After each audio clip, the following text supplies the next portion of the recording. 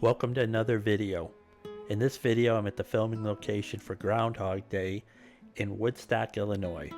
Today is February 2nd, 2025 at an early 6:30 a.m. so that I can see Woodstock Willie predict if winter is over or not when he comes out at 7 a.m. After that I'm going to do a tour of the filming locations, which will start at the Opera House, which was used as a hotel in the movie, and then go through all the different places where they filmed.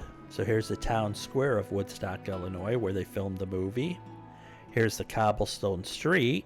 So we're just heading into where they're going to actually have the groundhog predict if winter is over or not. Heading into Woodstock Square. I thought that tree was decorated kind of cool. Here's the master of ceremonies, Woodstock Willie, getting the crowd excited. It's Groundhog Day! Stephen Domalowski. Thank you. They asked me when I was going to come out here today if I wanted to hold the groundhog, and I said no. They said, well, if you want to hold the groundhog, we want to warn you that he can bite. Last year, someone on the nose or the ear, he'll pee on your feet. And I said, I don't want to hold the groundhog. We are here because somehow, some way, we have a good sense of humor. And also, we believe in magic. This is the proof that magic exists. And if you want to know what the power of art is, like the movie Groundhog Day, look around. Thank you. This is the power of art. So magic is art. We discussed this with Woodstock Willie and the weather department. And it says, this February 2nd at 7:07 a.m., Woodstock Willie, the seer of seers, prognosticator of prognosticators, emerged reluctantly, but alertly in Woodstock, Illinois, to wish the faithful followers a happy Groundhog Day. Willie looked skyward to the east, then behind to the ground, and stated clearly in Groundhogese, I definitely do not see. Here's Woodstock Willie doing a little dance there for the crowd. Waiting for the groundhog.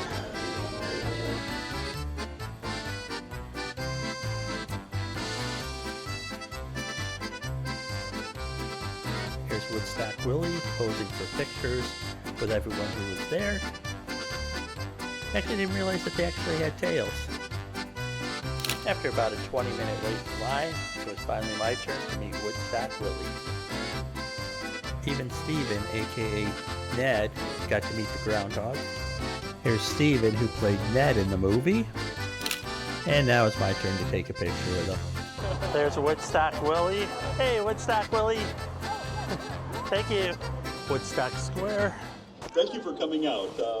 My name's Bob Hutchins, and I was the locations guy on this lovely little film called Groundhog Day. I was the locations guy, which means I got to be the lucky person who got to drive Harold Ramis around and look at different places where we were going to shoot this movie. Choosing Illinois was Bill and Harold are both from Chicago and wanted to do a film close to their family so they could be, you know, a film usually takes 4 to 5 months to actually film, prep, film, you know, etc. And so they wanted to have that opportunity to be close to their families. And so that was my homework assignment, was to find Punxsutawney, Pennsylvania, somewhere close to Chicago. It proved to be a little harder than we all expected at first, because they wanted to play everything true to Punxsutawney. Punxsutawney's a lovely town, don't get me wrong, but it is a main street town. There's no town square, there's just a one main road that goes through town, and everything feeds off that. Then the ceremony itself takes place in a park outside of town. Before we ended up in a town called Mineral Point, Wisconsin. Now Mineral Point is really a close match to Punxsutawney. Has similar, you know, terrain and similar size. Harold walked up and down the street and then turned and said, I don't think so. And I was like, oh my gosh. And by that point, we'd been actually scouting for over a month. And we were really, they were going, hey, we've got to make this movie somewhere. We have a window. It has to be a winter movie. It's not something that, we can have this be in the middle of the summer somewhere. No. So, after we left Mineral Point, we were heading back to Chicago. And I thought I was going to soon be out of a job because they were going to go back to the East Coast and find a place to make the movie there. Well, as luck would have it, we stopped for lunch in Baraboo, Wisconsin. And if anyone is familiar with Baraboo, it is the summer home of the Barnum and Bailey Circus. And it is a totally circus-themed little town, and a little town with a town square. At the very top of the packet was Woodstock, because I had worked here on Planes, Trains, and Automobiles and was very familiar with Woodstock and knew what a lovely town it was, and I thought this might be a real good, fit.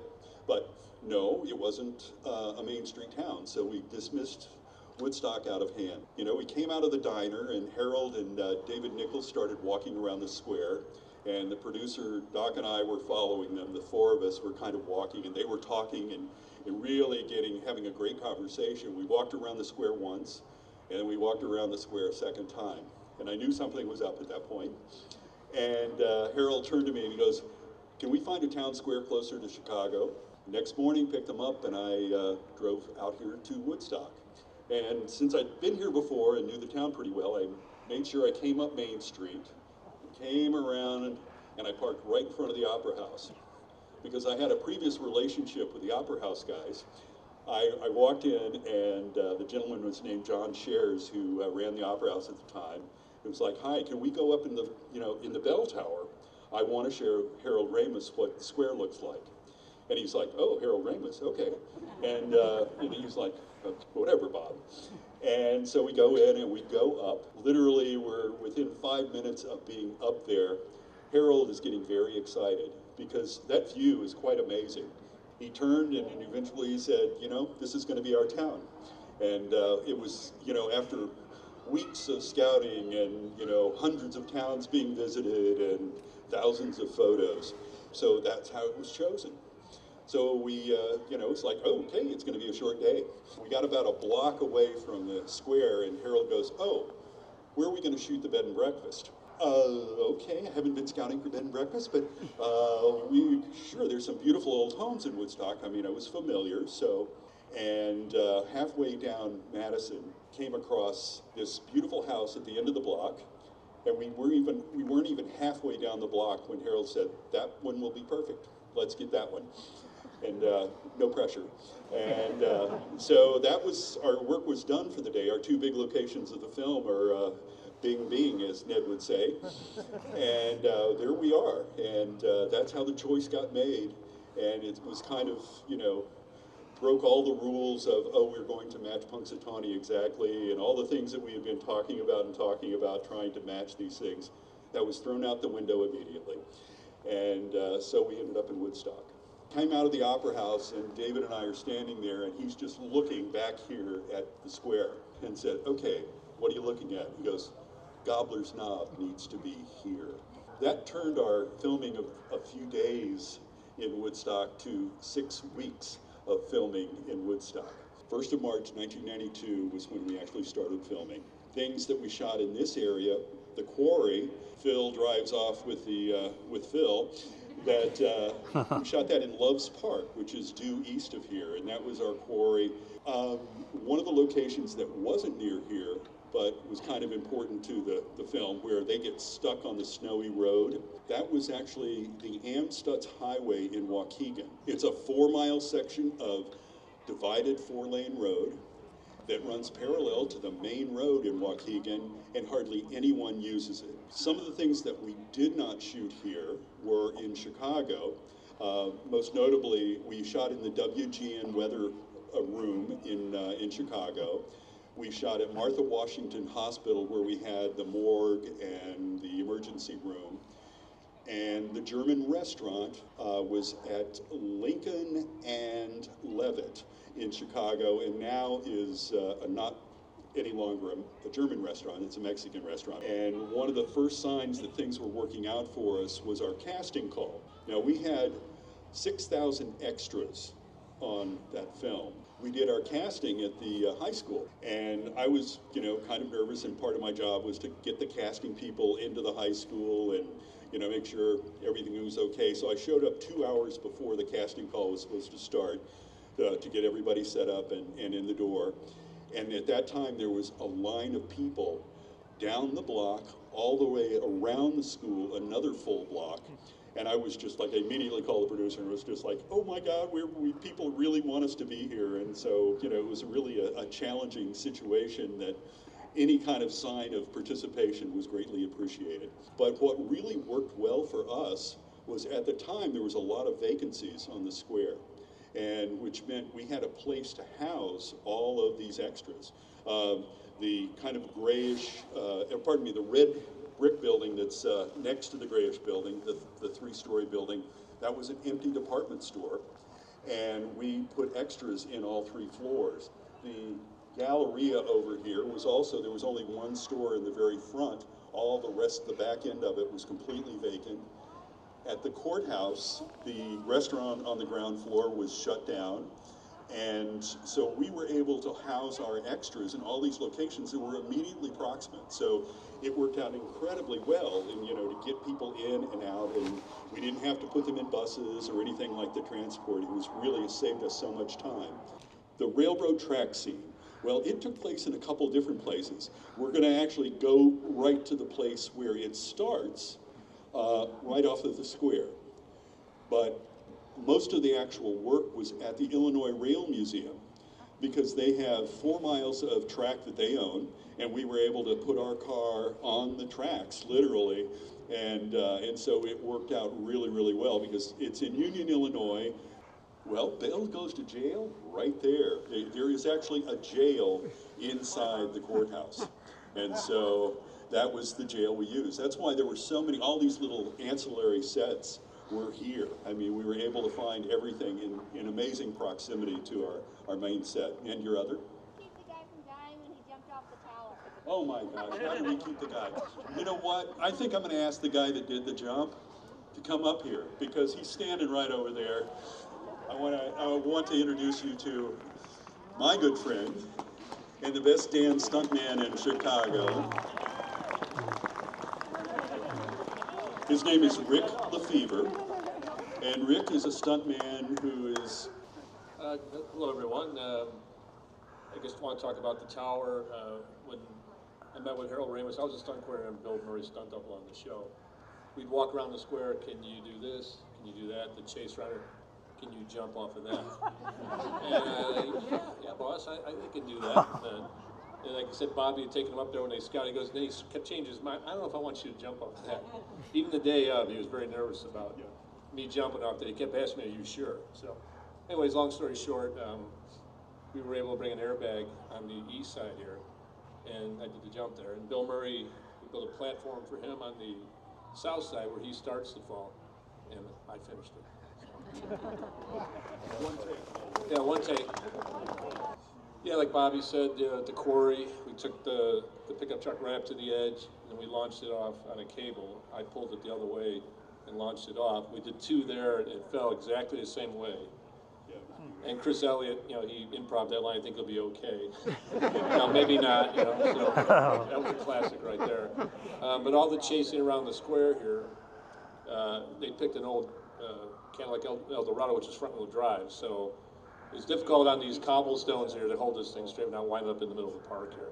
And especially when we got on the railroad tracks down here and in the train museum, there was so much vibration in the front end, the batteries kept falling out. And I put like bulletproof tires on there, solid rubber, so they wouldn't shred on the track. And so there's not much suspension there, so it was a rough ride. Our teeth were clattering. My wife's over here, she was a gymnastics coach out here. So they want a real child, and this one boy was a heck of a gymnast.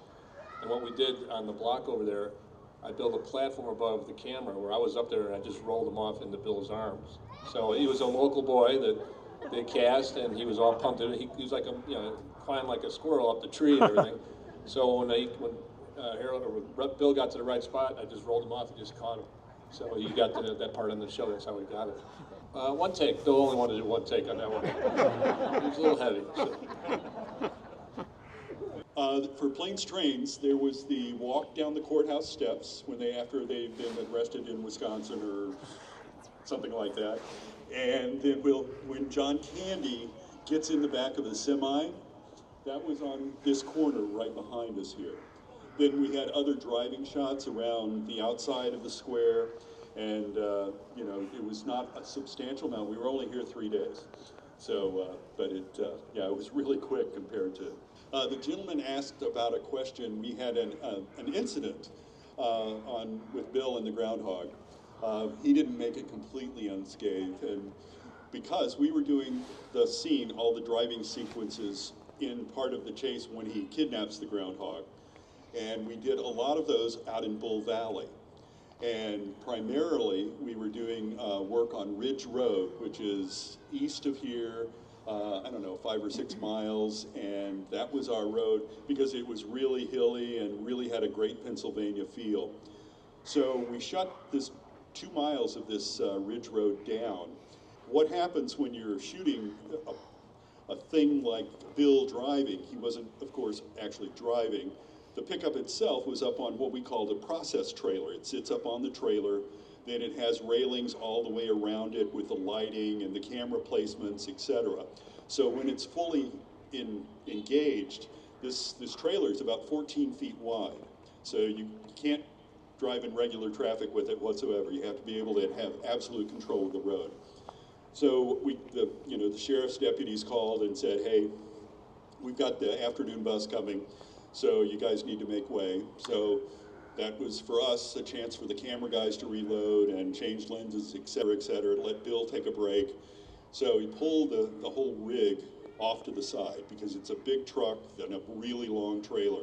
So it was a big thing. Well, the school bus comes pulling up and very slowly, and of course stops right there. Well, Bill never passes up an opportunity to entertain the troops, if you know what I mean. So in the process of every time Bill would get in or out, Bill Hoffman, the animal handler, would take the real Groundhog, hold him, and then step away. In the interim, there was always a stuffed Groundhog that was basically the Groundhog had a stunt double. And so it was a situation where Bill took that opportunity to take that stuffed Groundhog and started pounding it on the hood of the pickup truck. The kids on the bus went crazy. They did not know it was a stuffed groundhog, and they thought Bill Murray was killing the groundhog. And he went on. Bill, once he gets an audience going, he'll milk it for all it's worth. It was, the crew, we were dying. It was absolutely hysterical to watch this happen. Well, meanwhile, Bill Hoffman is standing there with the real groundhog the whole time, and the groundhog's just watching all this transpire. We don't really think anything about it. So eventually Bill, let the kids go. So he quit his entertainment, and the bus pulls away. And so, okay, let's go back to work.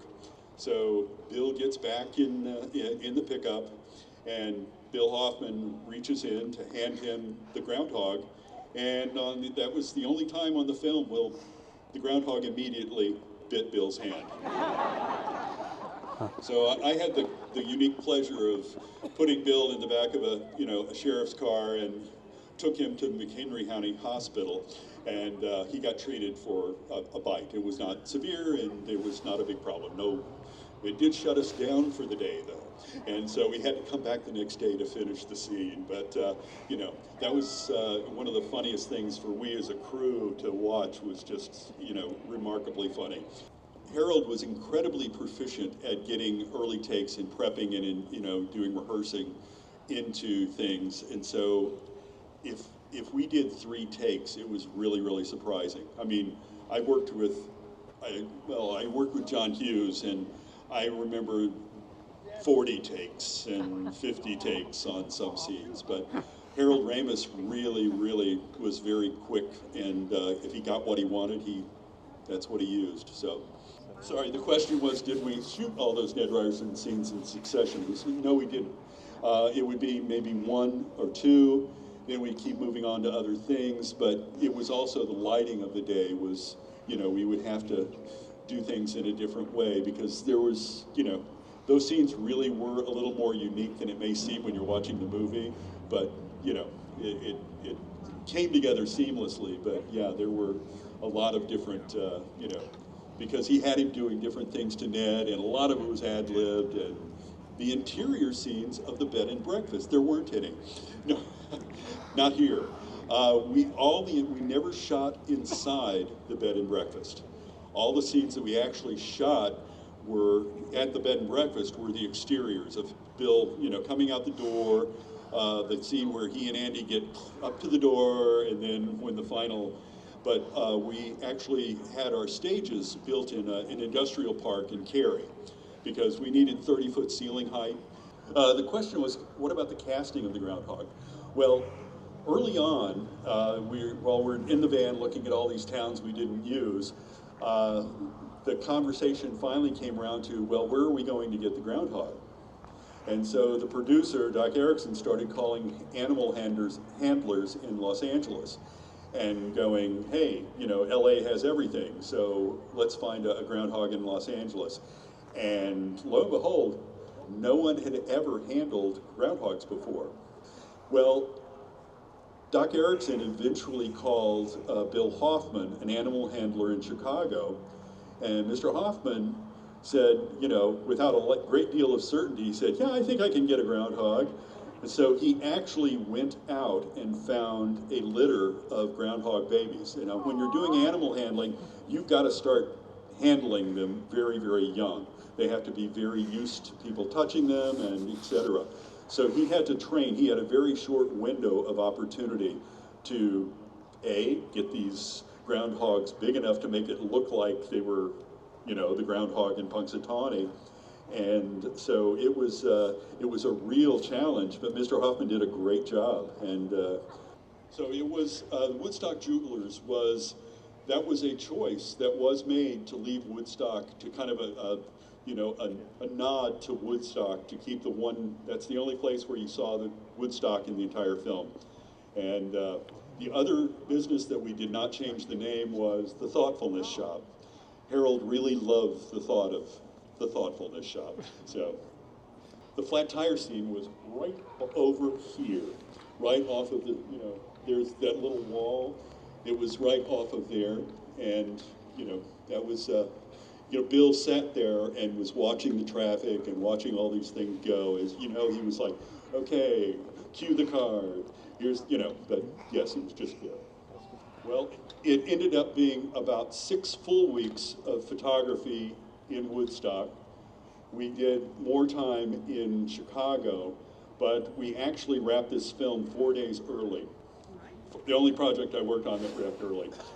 I came on at the very end of Ferris Bueller, and I did not do Uncle Buck. I did Planes, Trains, I did Baby's Day Out, Miracle on 34th Street. So I had a bit of a tenure with John Hughes, but yeah. So, good friend of mine did Uncle Buck, but anime store, and that was my apartment, and everybody kind of knew it. And because I wanted to be very easy to find if anybody had questions, etc. But the rest of the apartments were vacant, and all the crew and the hair and wardrobe peoples all lived in that. We had a little group in my building, and so at the end of the day, we rented every available apartment in Woodstock, and so that was really kind of an interesting concept. But the cast stayed. Bill stayed at a really, really nice house out in Bull Valley, with all the amenities of tennis courts, pool, et cetera, et cetera. Andy also stayed in a private home. But the rest of like Chris Elliott and everybody stayed at the Holiday Inn in Cary. That was the closest kind of full-service hotel to us here, but, so that was their choice. The producers gave them, how do you want to do this, so.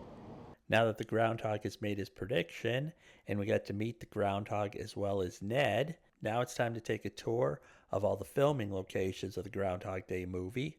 The town of Woodstock actually publishes this map, both online and they have it printed for Groundhog Day, of all the different filming locations so they're easy to find.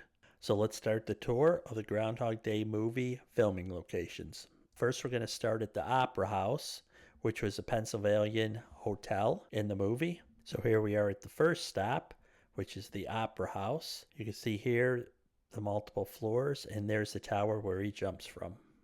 Here's a stop for the actual Opera House, which was used as a hotel in the movie.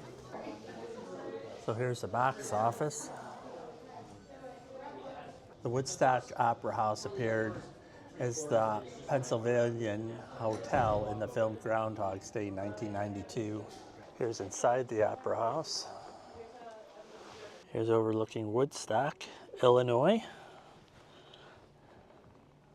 Here's looking up at the corner where Bill Murray jumps from. Moving on to the second stop on our tour is Gobbler's Knob. Here's Gobbler's Knob in the film Groundhog Day, 1992. There are these little signs everywhere so you know what things are. So they start with a log like this, and then it ends up being this with a chainsaw. So now is a pretty good time to grab a snack. So I got one of those cookies there, the Groundhog, which was delicious. So now we're at number 3, which was the Bandstand Dance in Woodstock Square Park. The Bandstand Dance was right there. We'll be heading there next. This is an overview of the town square. So we are coming up on the Bandstand Dance. So this is still in Woodstock Square Park. There's Woodstock Willie. Hey, Woodstock Willie. Thank you. So here's number 4, the bar scene, Squire on the Square, 101 North Johnson Street. Got a little Woodstock Willie there. So I'm in Squire on the Square. So this is inside Squire on the Square. This is a bar scene. They're actually playing the movie Groundhog Day. Oh, they actually have another room right there. And here's the stage. Moving on to number 5 is Bill Murray's Puddle. This is where Ned Ryerson and Bill have their exchange. And this is where Bill Murray steps into the puddle, where the plaque actually is. And here's the little plaque for it. And then there's the step down there.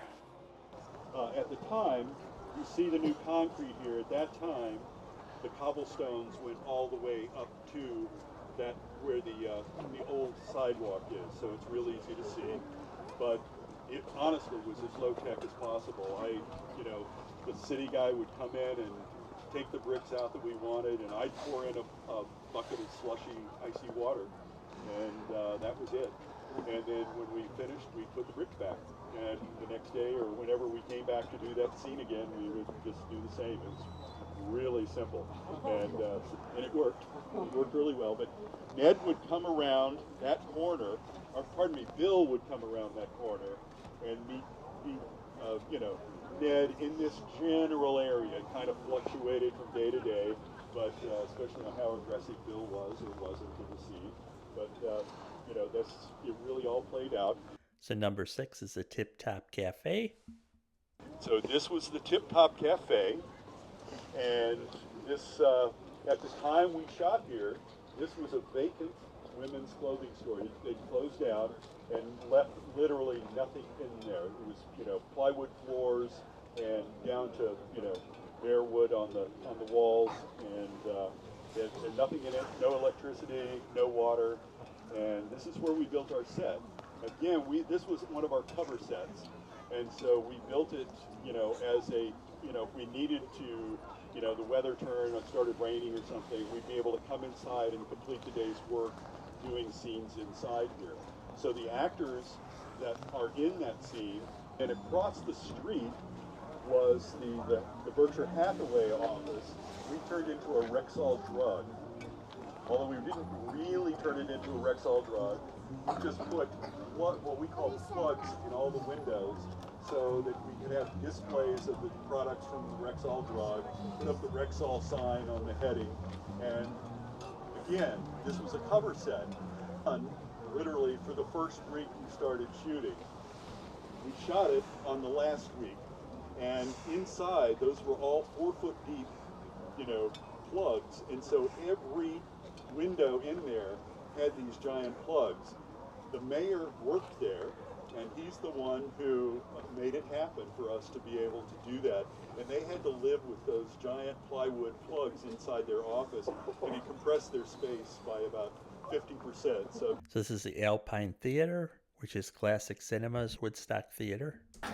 So there's two locations here, and guess what? That one is the theater where Bill gets out of the Mercedes and walks out with a lovely woman and goes to the movie, which we all really enjoyed because that was like, no one expected the costume. It was, no one had seen him do the Clint Eastwood thing before. And when we saw him get out of the car, we were all pretty. He's talking about the Western. The woman was Gary Flinsick's wife. For you folks my age that remember Gary Flinsick playing for the Bears. So, but also here is... This isn't part of the movie tour, but the Village of Woodstock actually put up this mural showcasing Groundhog's Day, Orson Welles, and Dick Tracy. Look at how far it goes back. And it goes forward, and then there's people on that side too. A lot of people doing the tour today. I think we're back down to our group. So we're real quickly here. This building over here, the Frisbee Lonemeyer Insurance, used to be a gas station where Bill goes in to make his call asking for preferential treatment for getting him out of town. And it was actually the fastest scene we had in the movie. We put in a prop phone. This is where Bill's walking in. He gets whacked in the head with a snowplow, makes that call, and that was it. One take, we were done. It's the one thing you never see in the movie because Harold did not want to have Bill have an escape hatch like sitting on a train. So we never showed the train station whatsoever. So the whole time, there's a lot of trains that come through here. So we always had to constantly make sure that you never saw a train, you never heard a train while we were shooting. Right here was the bowling alley, and it was quite amazing because the original script, it was a bowling alley and a bar. And Harold went inside and saw the great bar in the bowling alley.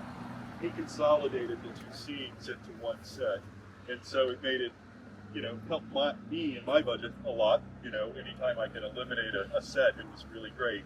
But it worked out incredibly well. He just thought it was the best bar. We took pictures of every bar in town, but it really is a great little bar. And it's a really lovely little bowling alley. Down the street where the flag is flying, that is the Moose Lodge. That is where the Bachelor auction takes place. And it was our last day of filming in Woodstock was at the Moose, the interior of the dance. Down this alley is the Old Man's Alley, and it's just about 30 feet that way is a plaque saying Old Man's Alley, and that's where he passed. This is, most importantly though, why we're here, is when they leave the bowling alley and enter the railroad tracks, it is right here where they get on the tracks. And for reasons that you just saw, Metro would not let us go more than that far.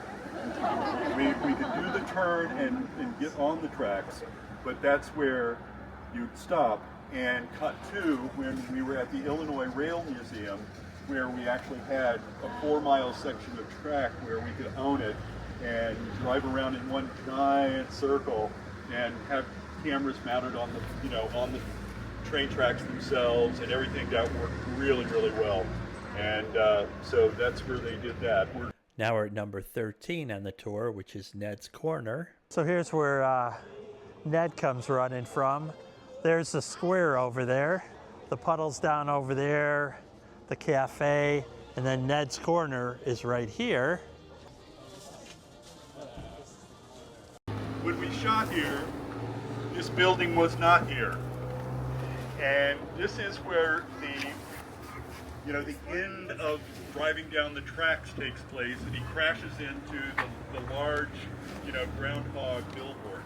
And so this was a vacant lot, and so he came crashing in, and my friend Rick Lefevre, who you met earlier, was the guy who drove it right in, and, you know, again, one take. We had so many one takes on this, which is stunning, you know, in the grand scheme of things. But yeah, it's real simple. That's all that happened here. This is the piano teacher's house. Really straightforward here. The only mystery was why here? Well, later that day, we shot one night scene of them, Andy and Bill, coming out of the bed and breakfast. And so while they were prepping with the lights down there, we shot this scene of Bill going in, and it was shot. Bill had been practicing a lot on the piano. This was not something that he didn't spring it on him at the very last minute. So he'd been taking piano lessons, literally. And so we needed a house where when you walk in, you go into the main room. So we could place a piano right inside the door so you could see it immediately with the camera. So my assistants ended up going in every house on this block, that block, to find the ideal entryway for us to do the piano teacher's house. So this guy won the lottery, and here we are. Where the Amazon truck is parked right now, in that section of the street, that's where the tree was, where the young boy fell out of the tree. And you heard Rick Lefevre tell it earlier, you know, he built a platform above, and he just kind of rolled the kid into Bill's, you know, the kid fell about 3 feet before Bill caught him. And Bill caught him on the first try, thank goodness.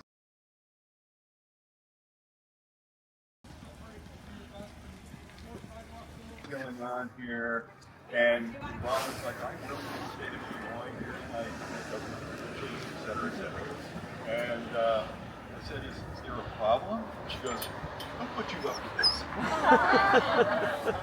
And I'm like, nobody. Harold Ramis is our director, and we were scouting, and he actually said he would like to try to use this house as our bed and breakfast in the house in the film. And she was like, really? I go, yeah, really. That's why we're here. And she goes, none of my friends put you up to this. I'm like, no. Why would your friends do that? She goes, well, I'm from right outside Punxsutawney. I've been to Groundhog Day many times, and and so we're like, oh my Lord, what a coincidence. I said, well, there's one thing we want to do, and they were like, what? And I go, the husband said, do you want to paint? And I was like, no. We'd actually like to do vinyl siding. And they were both like, oh, wow, we wish we could afford that. That's really great. And so we negotiated on the color with the production designer. So this is what we came up with. This is the vinyl siding that we put on the building. And so things were progressing really well. I was about to sign the final contract when the cinematographer called and said, there's this big pine tree. There was literally a 60-foot pine tree at that corner of the house, a very old, pine tree. And so I was like, oh man, this could be a deal breaker. They said, no, you're not cutting our tree down. So again, I approached them, and it's like, okay, I've got one more thing. This is the last thing we're going to change before, we sign the paper. And I said, the big pine tree on the corner of the house? Yeah. We'd like to remove it. And they both were just like, oh my God, that's so great. Oh. Because since the tree had been destroying the roof of the porch, the pine, it was a pine tree, and all the needles coming down, and over years it had just rotted the daylights out of the porch roof. So we did some repairs on the porch roof, took the tree out. And this is how we had the house. And so it worked out really, really well for us to be here. Again, it was just exteriors here. But, this was also our scene where at the end of the film, when Bill and Andy are walking down the street, and there is only one bit of movement in that scene at all. about 3/4 of the way down the block, was one green van that backs out and drives the other way. And that was my assistant, Kim Miller, because at the last minute, Harold said, I need some motion in the background. So he, it's like, hey, you get the van, boom. And so it happened that quickly that she was able to drive around the backside and get over there, so we never have no tire tracks in this block at all. And so everything was so pristine. So is the roots, this one here on the left? Where Bill is staying, the actual room where we built this, where he is looking out the window, the camera position, is in the arched window above that, which is actually the attic. That's where our camera position was. Here's going up to the bed and breakfast. Yeah, as long as the door is open. So this is just walking through the house here. There's a poster of the Groundhog Day movie showing the different rooms. Here's the living room. They actually have Groundhog Day playing on the TV. There it is right there. I'd cut it out because of copyright. Here's some still pictures they had laying around from the movie. Some snow being made. There's walking into the park. Here's another one of the bedrooms. Here's the dining room. And you can see here, this is looking out the side, not the front. And now we're back upstairs. And this is a window where you get to see the ending scene. This is as close as I could get to the ending scene. The window's actually one up from me, but you get a good idea of what it was like from the vantage point. Here's a little replica of the radio from the movie. It actually plays the song too. So there's kind of the ending shot. It was higher up, but still, general idea. So this is the end of Groundhog's Day in Woodstock, Illinois, where they filmed the Bill Murray movie. They really do a good job of embracing the movie. They have tours, they have the movie playing in different places, or where they take out the groundhog to see if he sees a shadow. You can see the opera house, so everything's kind of open, so it makes it a lot easier to see it. They actually have guides online and printed out so you can see all the different places that were actually used to film in the movie. And they actually had a site person here who actually worked on the movie. He took us on a 2-hour tour and pointed out some stuff. Click the like button to let me know if you like this video, and subscribe to see more content like this. Thanks for watching. Here's the tunnel that they drive under in one of the scenes. It's kind of narrow here, it's only one lane.